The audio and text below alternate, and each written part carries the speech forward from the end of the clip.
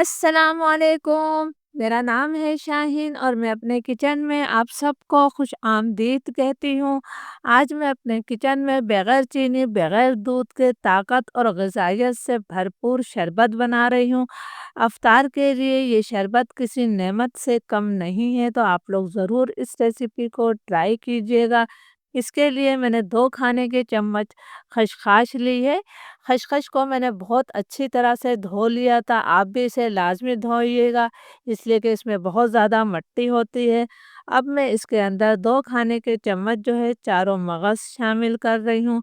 इस शरबत में हम वो चीज़ें डाल रहे हैं जो हमारी सेहत के लिए बहुत ज़रूरी हैं और इनसे आपको फ़ौरन तवानाई मिलेगी। 1 खाने का चम्मच भरकर मैं इसके अंदर सौंफ शामिल कर रही हूँ। सौंफ की तासीर जो है बहुत ठंडी होती है, ये प्यास की शिद्दत को भी कम करती है।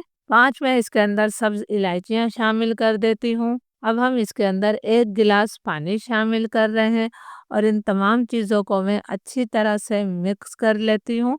अभी हमने कुछ चीज़ों को और भिगोना है। अब हम दूसरी कटोरी में 10 अदद बादाम शामिल कर रहे हैं। बादाम भी हमारी सेहत के लिए बहुत ज़रूरी होते हैं, इससे हमें फ़ौरन तवानाई मिलती है।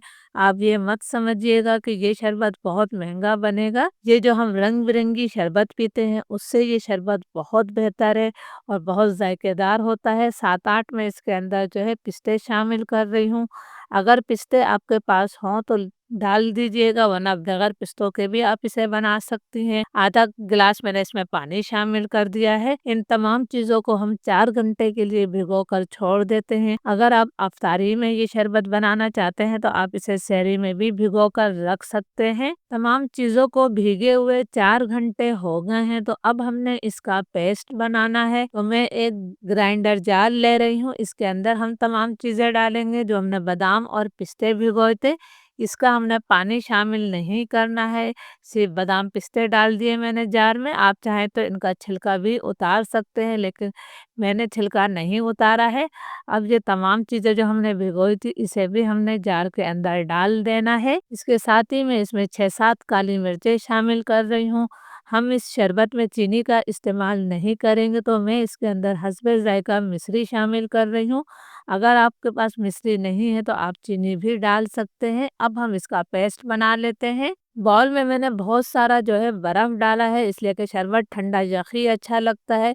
और ये जो हमने पेस्ट बनाया था बिल्कुल फ़ाइन, ये मैंने इसके अंदर डाल दिया है। अब हम इसके अंदर 1 लीटर पानी शामिल करेंगे, तो मैं जार के अंदर डालकर पानी डाल रही हूँ ताकि कोई भी चीज़ हमारी ज़ाया ना हो। ये मैंने 1 लीटर पानी डाल दिया है। अब हम इसे अच्छी तरह से मिक्स कर लेंगे।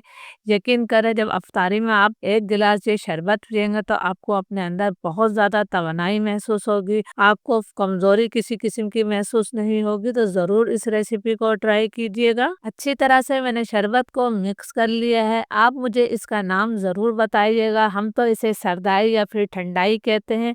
आप क्या कहते हैं, ये मुझे कमेंट्स करके बताइएगा और ज़रूर इस रेसिपी को ट्राई कीजिएगा। इजाज़त दीजिए, अल्लाह हाफ़िज़।